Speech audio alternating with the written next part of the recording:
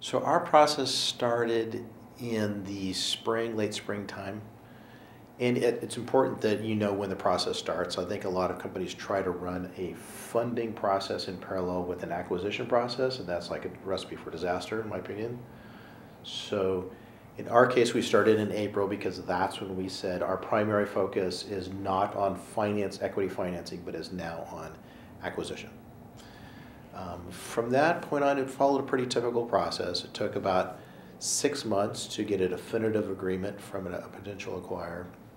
And then you should account for at least 2 months after that to go through the documentation process and to clean up the books.